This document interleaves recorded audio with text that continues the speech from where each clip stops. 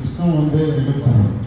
ముందుగా సభాధ్యక్షులు గణేశాలకు, అదేవిధంగా పెద్దలు విశ్వేశ్వర అన్నగారు, మోహన్ రెడ్డి గారికి, యోగేశ్వరు ప్రభుజీకి, శ్రీనివాస్ అన్న గారికి, నక్క శ్రీనివాస్ అన్న గారికి, మోహన్ రెడ్డి గారికి, మిగతా ప్రభుజీ మేడం గారికి, అదేవిధంగా ప్రింట్ మీడియా మరియు ఎలక్ట్రానిక్ మీడియా మిత్రులందరికీ నమస్కారం.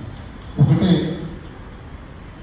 నేను భగవద్గీత చదువుతున్న సమయంలో, కరోనా సమయంలో ఒక చిన్న సంఘటన జరిగింది. అంటే చదువుతున్న సమయం అందరూ కరోనా సమయంలో పచ్చి పులుసు తినాలి, పులుసు తినాలి, తింటే యాంటీబయాటిక్స్ రిలీజ్ అవుతాయి, మనకు బాగా బతికిపోతాం, కరోనా ఎదుర్కొంటామని కొద్ది రోజులు చెప్పింది డాక్టర్.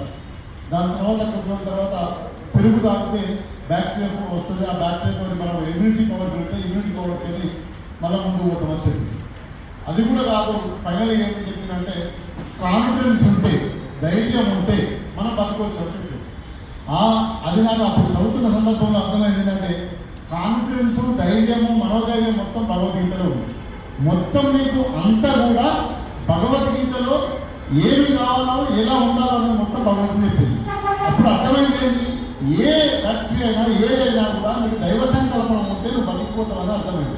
అప్పుడు నేను నిర్ణయించుకున్నా, గీతను గడప గడపకు తీసుకెళ్ళాలి. గీత ఉంటే దేనికి భయపడిన అవసరం లేదు. సమాజంలో జీవితాన్ని మనం ఏ సమస్య వచ్చినా ఇందులో మనకు ఆన్సర్ దొరికిపోతుంది. కాబట్టి భగవద్గీత అనే గీతను గడప గడపకు తీసుకుపోయి ఒక ఉద్యమం, ఒక స్పిరిచువల్ ఉద్యమంలాగా తీసుకుపోయినప్పుడు మాత్రమే అది నిలబడుతుంది, మన బతుకులు మారుతాయి. లేకపోతే ఈ రోజు చూస్తున్న పత్రికల మిత్రులకు తెలుసు, రోజు రోజు డిఫరెంట్గా మటన్లు జరుగుతున్నాయి. చిన్న పిల్లలు తల్లిని చంపుతున్నారు, పెద్దవాళ్ళు తల్లిదండ్రులు చంపుతున్నారు. ఇదంతా ఎక్కడి నుంచి జరుగుతుందంటే, ఒక మానసికమైన కాన్ఫిడెన్స్ లేక, మానసికమైన గైడ్ లేక ఈరోజు మన అందరికీ దర్శకమైందంటే భగవద్గీత. మనం ఎట్లా ప్రయాణం చేయాలి, ఎట్లా బతకాలి, ఎట్లా జీవించాలి అనడానికి భగవద్గీత మనకు ఒక గొప్ప గ్రంథం. ఈ గ్రంథాన్ని మనం పక్కన పెట్టి ఇంతకుముందు పెద్దలు చెప్పినట్టు టీవీ సీరియళ్లలో, సినిమాలలో పడి మనం కొట్టుకపోతున్నాం. కాబట్టి బడే సాబులతో చెప్పిండు, అన్న మనం ప్రతి ఆదివారం పిల్లలకు, ఒక 100 మంది పిల్లలకు గీతా పారాయణం చేపించి గీతా నేర్పిద్దాం. దానికంటే ఇంకా మంచి కార్యక్రమం ఏముంటుంది అన్న, ఇమీడియట్గా స్టార్ట్ చేద్దామని చెప్పిన వెంటనే ప్రెస్ క్లబ్ బుక్ చేసుకోవడం జరిగింది. రేపు వచ్చే ఆదివారం, 2వ ఆదివారం రోజు రవీంద్రభారతి మినీ హాల్లో 100 మంది పిల్లలకు తగ్గకుండా ప్రతి 2వ ఆదివారం గీతా పారాయణం చేయాలని.